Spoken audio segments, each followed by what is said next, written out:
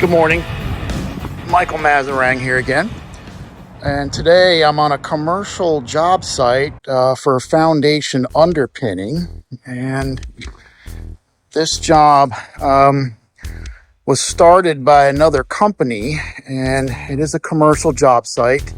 No permit was pulled, which is a problem. Any commercial job site requires a permit, and so that I believe is being corrected in the background as we speak.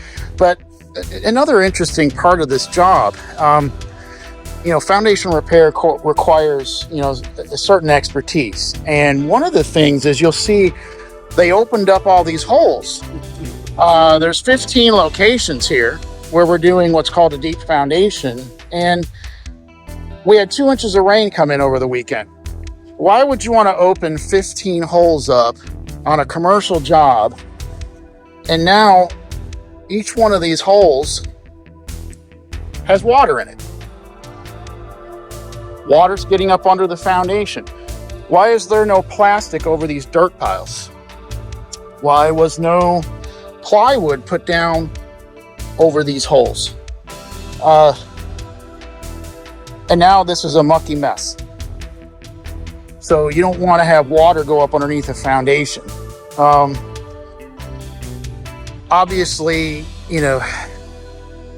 this company that started the work was just chasing checks. They wanted to get done with the job as fast as possible, opened up multiple holes when you got a rainstorm coming in. There's the bracket. Wow.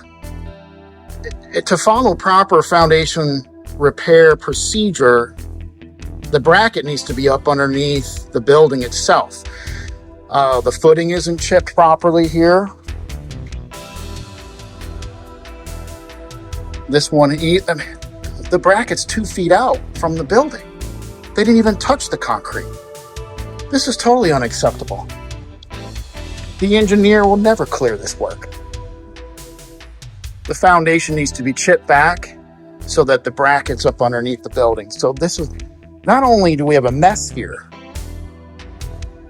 but these helical piers are improperly installed.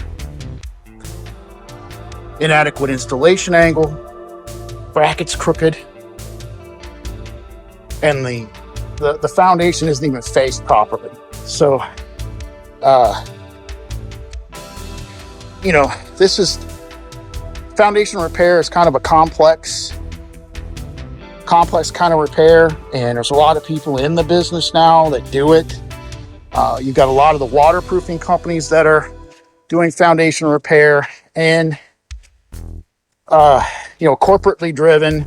This crew was sent out here with the sole purpose of getting through the job quickly. The permit wasn't pulled. We've got steps that were skipped in the installation. We've got water in the holes on a commercial job site. So, yeah, this is something that you really need to be aware of if you're a contractor, homeowner, property management company. Just because the company can get out here fast doesn't mean they're a properly trained and licensed foundation repair contractor or certified foundation repair contractor. Do your research. Make sure the company is recommended by the engineer, and make sure, of course, that they're pulling permits like they're supposed to, and that you're having proper project oversight.